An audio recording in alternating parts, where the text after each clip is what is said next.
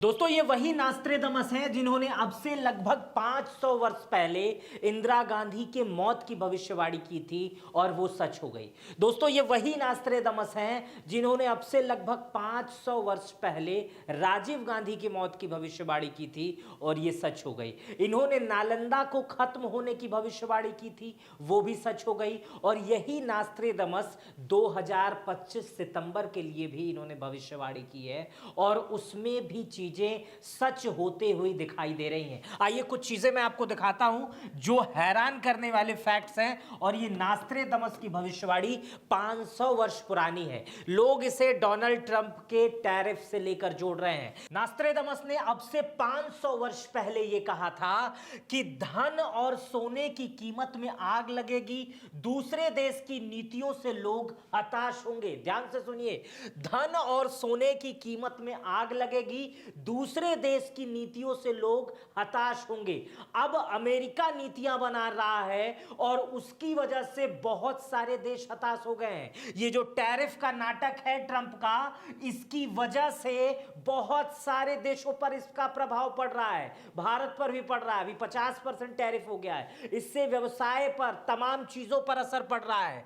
इसी नास्त्रेदमस जो है वो शेर लिखा करते थे, शायरी लिखा करते थे, पंक्तियां जैसे दोहे कबीरदास लिखते थे ना, इसी तरह 500 वर्ष पहले ये भी शेर लिखा करते थे। उन्होंने कहा था कि धन और सोने की कीमतों में आग लगेगी और दूर देश की नीतियां लोगों को हताश करेंगी। समझिए, ये 500 वर्ष पहले की गई बात है। आज ट्रंप का टैरिफ दिख रहा है। दूसरे देश की नीतियों की वजह से शेयर मार्केट में उठाक पटक है, लगातार शेयर मार्केट में बदलाव हो रहे हैं, कई कंपनियों के ग्राफ गिर जा रहे हैं और इसी के साथ साथ तमाम चीजों पर भी इसका असर पड़ रहा है। उदाहरण के लिए अगर आप देखेंगे तो भारत के तमाम व्यापारिक संगठन इससे हताश हैं, ट्रंप के टैरिफ से।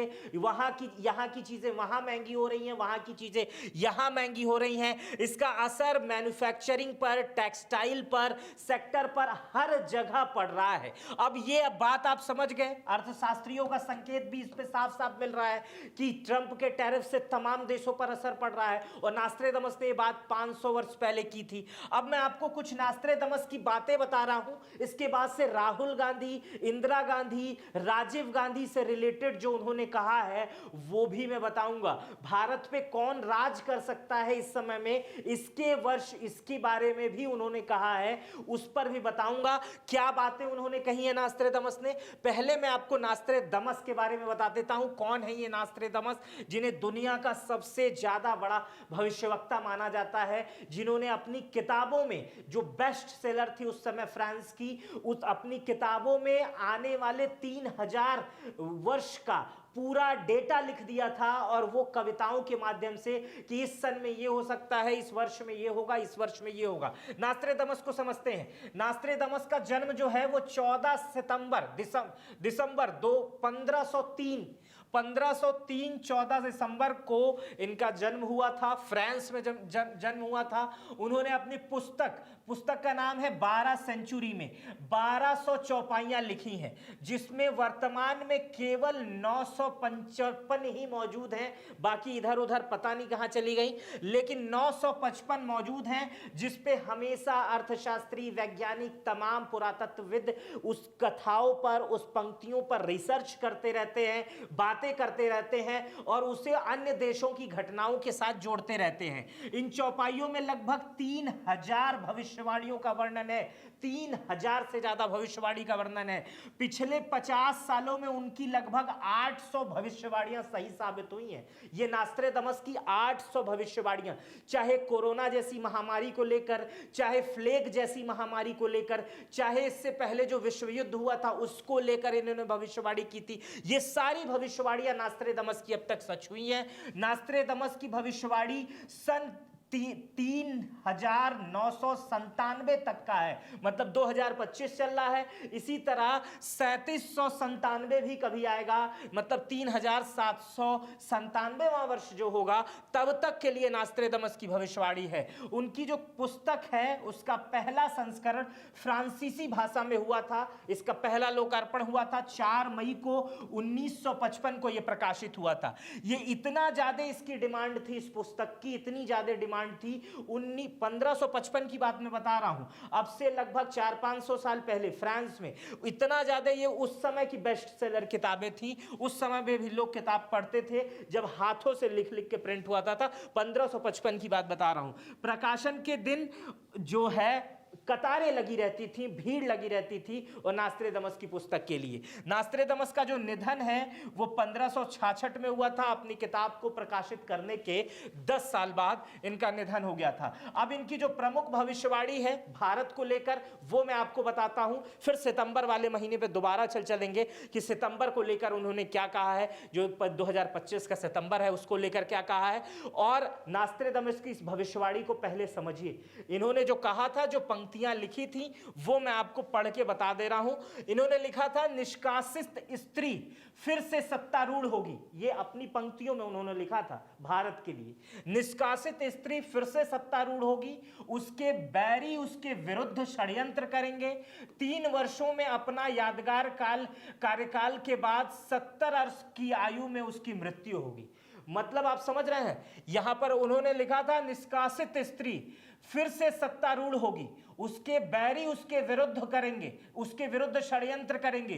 3 वर्षों के अपने यादगार कार्यकाल के बाद 70 की आयु में लगभग उसकी मृत्यु होगी। मतलब जब यहां पे पहले लिखा है निष्कासित स्त्री फिर से सत्तारूढ़ होगी, इसका मतलब इससे देखा जाता है कि 1977 में जब आम चुनाव हुआ था 2025 के इमरजेंसी के बाद, तो उसमें इंदिरा गांधी चुनाव हार गई थी। समझ रहे हैं, इंदिरा गांधी उसमें चुनाव हार गई थी। और ठीक 3 वर्ष के बाद 1980 में, उस समय जब चुनाव हुआ था तो जनता पार्टी की सरकार बन गई होगी, जो लोग बन गई थी, जो लोग उस समय की राजनीति को समझते हैं वो उन्हें यही चीजें याद होगी। 1977 में पराजय हुई।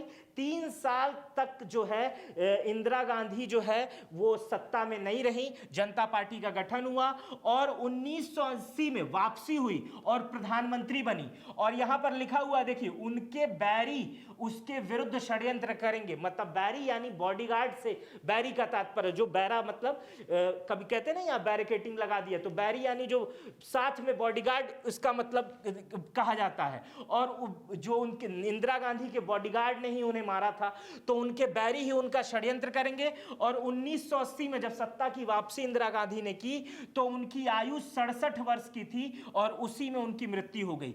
तो 70 की आयु इन्होंने लिखा था और बैरी विरुद्ध करेंगे, ये समझ गए। तो ये बातें इंदिरा गांधी के लिए नास्त्रेदमस ने 500 वर्ष पूर्व की थी। इसके बाद उन्होंने राजीव गांधी के लिए भी कहा था। राजीव गांधी के लिए क्या कहा था, राज आज्ञा से एक उत्तम वायु चालक अपना पेशा छोड़कर देश का सर्वोच्च पद पर आसीन हो जाएगा।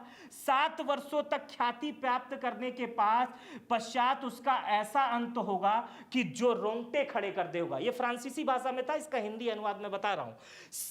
राज आज्ञा से एक उत्तम वायु चालक अपना पेशा छोड़कर देश के सर्वोच्च पद पर आसीन हो जाएगा। 7 वर्षों तक ख्याति प्राप्त करने के पश्चात उसका ऐसा अंत होगा जो रोंगटे खड़ा कर देगा। राजीव गांधी के साथ भी ऐसा हुआ था। राज आज्ञा से जब संजय गांधी की मौत हुई थी तो राजीव गांधी की इच्छा से, समझ रहे हैं, राजीव गांधी की इच्छा नहीं थी कि वो राजनीति में आए, वो तो पायलट थे। अब यहां लिखा भी वो था, राज आज्ञा से एक उत्तम वायु चालक, मतलब वायु चालक मतलब हवा में चलने वाला, हवा में चलाने वाला। राज्य आज्ञा से, वायु चालक से आप पायलट भी समझ सकते हैं, और राजीव गांधी एक पायलट थे। राज आज्ञा से मतलब अपने पिता की इच्छा से, माता की इच्छा से वो आएगा, अपने इच्छा से आएगा नहीं। और राज आज्ञा वही थी। संजय गांधी की जब मौत हुई तो उसके बाद राजीव गांधी वापस आए और उसके बाद से उन्होंने सत्ता संभाली। और उसके बाद से 1991 में, ठीक 7 वर्ष बाद 1991 में राजीव गांधी की भी मौत हो गई। ये समय आपको शायद अब जो वीडियो देख रहे होंगे उनको वो समय याद, अगर जिनको होगा, अगर वो पुराने लोग होंगे, नए लोगों को नहीं याद होगा, लेकिन राजीव गांधी की मौत भी पूरे दुनिया को दहला कर रख दिया था, किस तरह से उनकी मौत हुई थी। ये भविष्यवाणी भी नास्त्रेदमस ने की थी। नास्त्रेदमस ने और क्या भविष्यवाणियां की हैं आपको आइए बताता हूं। नास्त्रेदमस ने कहा था कि एक ऐसा समय आएगा जब बेपढ़े लोग पढ़े लिखों की सभ्यता को तबाह कर देंगे, पुस्तकें वगैरह फूंक डालेंगे, ऐसा दुर्लभ ज्ञान नष्ट कर दिया जाएगा जिसका अधिकांश भाग वापस नहीं जल पाएगा। इसको नालंदा से जोड़कर देखा जाता है। नालंदा दुनिया का सबसे आधुनिक विश्वविद्यालय था। जब दुनिया में विश्वविद्यालय नाम की चीज नहीं हुआ करती थी, उस समय भारत में नालंदा था, जहां उस समय 90 लाख किताबें थीं। और जब नालंदा जली थी, आक्रांताएं भारत आए थे, और जब नालंदा जली थी तो बताया जाता था कि वर्षों तक महीनों तक वहां से धुएं उठ रहे थे और 90 लाख किताबें थीं, और उस समय वहां पर रिसर्च होता था। नालंदा को आक्रांताओं ने जला दिया। इसकी भविष्यवाणी जो है इसी विषय को देखकर की जाती है। चौथी भविष्यवाणी मैं इनकी बताता हूं। इस किताब को, जो फ्रांसीसी किताब है, उसको मराठी भाषा में भी अनुवादित किया गया है। तो मराठी भाषा में जो जिन्होंने अनुवादित किया है उनका नाम है डॉक्टर रामचंद्र जी जोशी। उन्होंने अनुवाद किया है। उनके अनुवाद के हिसाब से किताब में लिखा है कि एक ऐसा अधेड़ उम्र का व्यक्ति जो भारत का प्रतिनिधित्व करेगा, वो भारत के साथ ही साथ पूरी दुनिया में एक नया अध्याय लिखेगा। उसकी अगुवाई में भारत दुनिया का महाशक्ति बन जाएगी। अब इसको आप नरेंद्र मोदी से भी देख सकते हैं, लेकिन नरेंद्र मोदी अधेड़ उम्र के नहीं है, समझिएगा। राहुल गांधी अधेड़ उम्र के हो सकते हैं, नाम तो किसी का नहीं लिख सकता। मैं भी अधेड़ उम्र का हूं, हो सकता है मैं ही हूं, तो ये मैं नहीं कह रहा हूं, लेकिन अधेड़ उम्र का व्यक्ति जो है वो बनेगा, और वही जो व्यवस्थाएं बनाएगा वो पूरी दुनिया पर इतिहास लिखने पर काम आएंगी, और पूरी दुनिया पर वो अपनी छाप छोड़ेगा। एक अधेड़ उम्र का व्यक्ति भारत का नेतृत्व करेगा, इसकी बात कही गई है। और वही व्यक्ति काफी समय तक रहेगा, और उसके बाद से उसकी छाप पूरी दुनिया पे पड़ेगी। नास्त्रेदमस की एक 2025 को लेकर जो भविष्यवाणी है, 2025 या इसके अगल बगल को लेकर जो भविष्यवाणी है वो मैं बताता हूं। नास्त्रेदमस की 100 साल पुरानी प्लेग और यूरोप में तबाही मचा चुकी थी, इसके पुनः लौटने की चेतावनी दी है, और इस बार यह कोविड से भी घातक हो सकती है, जिससे लाखों लोगों की मौत हो सकती है।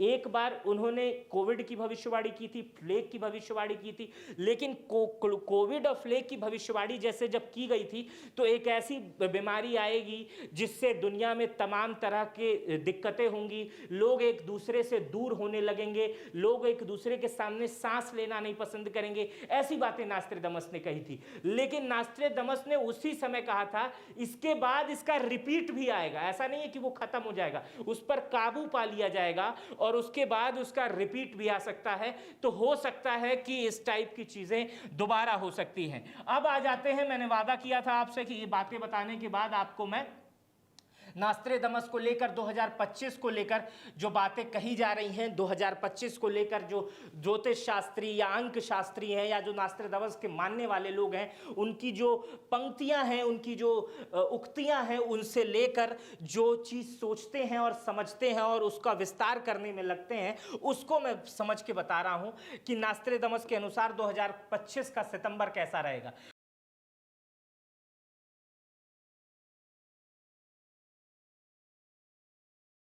ये तस्वीर है यशस्वी प्रधानमंत्री नरेंद्र मोदी जी के विजन वोकल फॉर लोकल के साकार स्वरूप की।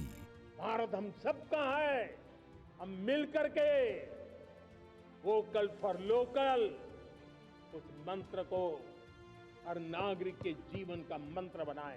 ये हमारा सामूहिक संकल्प हो, देखते ही देखते हम दुनिया बदल देंगे। तो ये तस्वीर है नए भारत के, नए उत्तर प्रदेश के स्थानीय उत्पादों को मिली वैश्विक पहचान की। स्वदेश प्रेम की भावना से ओतप्रोत माननीय मुख्यमंत्री योगी आदित्यनाथ की अभिनव पहल एक जनपद एक उत्पाद योजना के प्रभावी क्रियान्वयन ने हर जनपद के पारंपरिक उत्पादों को नई पहचान दिलाकर दिलाया है वैश्विक बाजार। ओडीओपी उत्पादों की आकर्षक पैकेजिंग, ई कॉमर्स प्लेटफॉर्म पर ऑनलाइन बिक्री की सुविधा, ऑफलाइन मार्केटिंग को प्रोत्साहन और Uttar Pradesh international trade show जैसे अंतर्राष्ट्रीय आयोजनों में ओडीओपी उत्पादों की विशेष ब्रांडिंग से ओडीओपी उत्पादों की विश्व में बढ़ी है डिमांड। वर्ष 2017 में जहां उत्तर प्रदेश का निर्यात महज 86,000 करोड़ रुपए था, वहीं उत्कर्ष के इन 8 वर्षों में माननीय मुख्यमंत्री जी के नेतृत्व में आज ये बढ़कर हो गया है 2 लाख करोड़ रुपए से अधिक। उत्तर प्रदेश की वन डिस्ट्रिक्ट वन प्रोडक्ट की योजना आज पूरे देश के अंदर आत्मनिर्भर भारत की बैकबोन भी बनी है। नए उत्तर प्रदेश की विनिर्माण क्षमता, नीति आधारित विकास और स्थानीय उत्पादों की वैश्विक बाजारों में लगातार बढ़ती डिमांड से America, UK, UAE, Germany, Mexico, Indonesia और ब्राजील आदि जैसे 20 से अधिक देशों में उत्तर प्रदेश से हो रहा है रिकॉर्ड निर्यात। इन देशों में उत्तर प्रदेश के पारंपरिक हस्तशिल्प, दरी कारपेट्स, चूड़ियों सहित कांच के अन्य उत्पाद, cast articles, stainless steel, synthetic fibres dresses और लेदर प्रोडक्ट्स आदि जैसे उत्पादों की है सर्वाधिक मांग। कर्मयोगी सरकार ने स्थानीय उत्पादों को दिलाया है वैश्विक बाजार। तभी तो कहते हैं काम दमदार, डबल इंजन सरकार। प्राकृतिक आपदाएं, नास्त्रेदमस के शेर बताते हैं कि 2025 के जो 2025 सितंबर में है उसमें प्राकृतिक घटनाएं अधिक हो सकती हैं। बाढ़, तूफान, भूकंप, अचानक मौसम परिवर्तन, उदाहरण के लिए जल की लहरों से को डुबो देगी, आकाश में काले बादल आ जाएंगे। कुछ विशेषज्ञ मानते हैं ये संकेत जो है वो सुनामी की तरफ इशारा कर रहा है, तूफान की तरफ इशारा कर रहा है। बाढ़ इस समय पूरे देश में तबाही मचा ही रही है, तो सुनामी की तरफ ये चीजें इशारा कर रही हैं। इसी तरह राजनीतिक हलचल और युद्ध की संभावना, अभी यूक्रेन रशिया का माहौल चल रहा है, इंडिया पाकिस्तान हो चुका अभी कुछ दिन पहले, उसके पहले ईरान, इराक और तमाम जो हो रहा था वो आपने देखा ही, ईरान और इजराइल ये भी आपने देखा ही। तो इसके अलावा अभी आप एक जर्मनी का अखबार था जिसने छापा कि ट्रंप ने मोदी को फोन किया और मोदी 4 बार नहीं उठाए। इस तरह की खबरें आ रही हैं। अब मोदी के देश यानी भारत पर ट्रंप 50% का टैरिफ लगा रहे हैं। यह वही ट्रंप है जिस पर नमस्ते ट्रंप और हाउडी मोदी जैसे कार्यक्रम हुआ करते थे। माना जाता था कि नरेंद्र मोदी और ट्रंप बहुत अच्छे दोस्त हैं। अब उन दोनों के बीच में कुछ खटास नजर आ रही है। भारत के प्रधानमंत्री जर्मनी का दौरा कर रहे हैं, रूस का दौरा कर रहे हैं, रूस के लोग यहां आ रहे हैं। तो समझिए एक बड़ी अर्थ शक्ति से हमारी एक तरह से लड़ाई चल रही है और इस लड़ाई का खामियाजा प्रधानमंत्री और राष्ट्रपति नहीं भुगतते हैं। इसमें महंगाई और तमाम चीजें जो हैं आपस के देशों की कमर तोड़ देती है टेक्नोलॉजी। अब जो कंपनियां आप समझने की कोशिश कीजिए अमेरिका के साथ डील की होंगी अन्य विषयों के लिए, वो आज की समय में कितना ज्यादा उनको दिक्कत हो रही होगी। उन्हें दोबारा रशिया से डील करनी पड़ेगी, वही सामान वहां से मंगाना पड़ेगा। ये सब तमाम चीजें भविष्यवाणी का इशारा करती हैं। खगोलीय संकेत भी कुछ नास्त्रेदमस की भविष्यवाणी को लेकर इशारा करते हैं कि 2025 के सितंबर में ग्रहों की स्थिति खगोलीय विस्थापन के संकेत मिलते हैं। नास्त्रेदमस जो शेर कहा करते थे उसमें इशारा है कि सूर्य और चंद्रमा की चाल अंधकार में बदल आएगी। इसका अर्थ है किसी ग्रहण या उल्का पिंड का खगोलीय असमानताएं जैसी घटनाएं हो सकती हैं। दोस्तों आपको याद होगा कुछ दिन पहले एक उड़न तश्तरी, एक बॉल आकाश में उड़ती हुई दिखाई दी गई थी। जब इसको लोगों ने देखा तो ये रंग बदलने लगा। लोगों ने कहा ये यूएफओ है, उड़न तश्तरी है, एलियन ने इसे भेजा है। और ये कोलंबिया के बूगा शहर में दिखाई दी थी। वैज्ञानिक बकायदा इस पर जांच कर रहे हैं। जब इसे जांच कर रहे हैं तो अंदर इसके कुछ है ही नहीं ऐसी मशीन जिससे ये उड़ सके या ये अपनी जगह को परिवर्तित कर सके। इसके ऊपर जो सिंबल दिए हुए हैं वो भी एलियन की भाषाओं से मिलते जुलते लगते हैं। वैज्ञानिक लगातार इस पर शोध कर रहे हैं। ये सब चीजें जब दिखती हैं तो नास्त्रेदमस की ही भविष्यवाणी याद आती है, क्योंकि नास्त्रेदमस ने भी कहा था कि कुछ ऐसा ही होने वाला है। अंतरिक्ष के लोग भी, दूसरे दुनिया के लोग भी इस दुनिया से कांटेक्ट करेंगे और वो भिन्न भिन्न तरीके के मशीन या उपकरणों के माध्यम से संपर्क करेंगे और उनकी टेक्नोलॉजी यहां की टेक्नोलॉजी से लाखों गुना आगे होगी। तो ये जो बूगा स्पेयर था इसमें जो बॉल थी तो ना तो इसमें मोटर था, ना तो इंजन था, लेकिन फिर भी ये आकाश में उड़ रहा था और ये तरह तरह के रंग बदल रहा था। फिलहाल आज मैं नास्ट्रेडमस की जो भविष्यवाणी थी उसका विश्लेषण कर रहा था। आप इस वीडियो पर अपनी प्रतिक्रिया जरूर दीजिएगा। ये वीडियो आपको कैसी लगी मुझे कमेंट बॉक्स में बताइएगा। अपना बेहद ख्याल रखिएगा। बहुत बहुत शुक्रिया। त्योहारों पर उपहार देना हमारी परंपरा का हिस्सा है। जब हम त्योहार में किसी को स्थानीय उपहार देते हैं तो ये न केवल हमारे स्वदेश प्रेम को दर्शाता है, बल्कि यह यशस्वी प्रधानमंत्री नरेंद्र मोदी जी के विजन वोकल फॉर लोकल से विकसित भारत के संकल्प सिद्धि में भी महत्वपूर्ण कदम है। वन डिस्ट्रिक्ट वन प्रोडक्ट एक पूरी होलिस्टिक इकोसिस्टम पैदा करता है। इस योजना के माध्यम से स्थानीय स्तर पर स्किल डेवलपमेंट, प्रोडक्ट की मार्केटिंग, पैकेजिंग, ब्रांडिंग, उसके कार्य भी बहुत ही आसानी से किए जाते हैं। खादी, हथकरघा वस्त्र, हैंडमेड क्राफ्ट, मिट्टी के बर्तन, इत्र, पारंपरिक आभूषण, खिलौने जैसे ओडीओपी उत्पादों का चयन घरेलू उद्योगों को दुनिया के मजबूत उद्योगों की श्रेणी में खड़ा करने का मादा रखता है। इन उत्पादों का चयन हमारे मेहनतकश किसान, पारंपरिक हस्तशिल्पियों और कारीगरों का सम्मान है, जो आत्मोदय से सर्वोदय की भावना को करता है साकार। माननीय मुख्यमंत्री योगी आदित्यनाथ ने भी इस बात पर बल दिया है कि स्वदेशी मॉडल अपनाकर ही विकसित भारत के विकसित उत्तर प्रदेश का संकल्प साकार होगा। इसमें महत्वपूर्ण योगदान दे रही है एक जनपद एक उत्पाद योजना। एक समय ऐसा भी था जब स्थानीय उत्पादों और पारंपरिक कारीगरों का भविष्य अंधकारमय था। निराशा और हताशा से पलायन को विवश थे हस्तशिल्पी और कारीगर। समय बदला और माननीय मुख्यमंत्री जी की अभूतपूर्व पहल ओडीओपी ने स्थानीय उत्पादों को दिलाया नया कलेवर। कोई पर्व त्योहार आता है, कोई आयोजन आता है, किसी को जन्मदिन का हो या किसी अन्य मांगलिक आयोजन के अवसर पर कोई गिफ्ट देना हो, तो लोग वन डिस्ट्रिक्ट वन प्रोडक्ट का ही कोई एक पैकेट खरीदते हैं और उसी को गिफ्ट में देते हैं। अपने प्रियजनों को आप भी त्योहारों पर ओडीओपी उपहार देकर अपनी परंपराओं का करिए सम्मान। हमारा ये कदम वोकल फॉर लोकल के विजन को नई दिशा देकर स्थानीय उत्पादों को देगा नई पहचान। साथ ही पारंपरिक हुनर से भरे उत्तर प्रदेश की कला और संस्कृति के रंगों से सजेगा आपके प्रियजनों का घर। खुशियों के हर रंग ओडीओपी के संग। काम दमदार, डबल इंजन सरकार।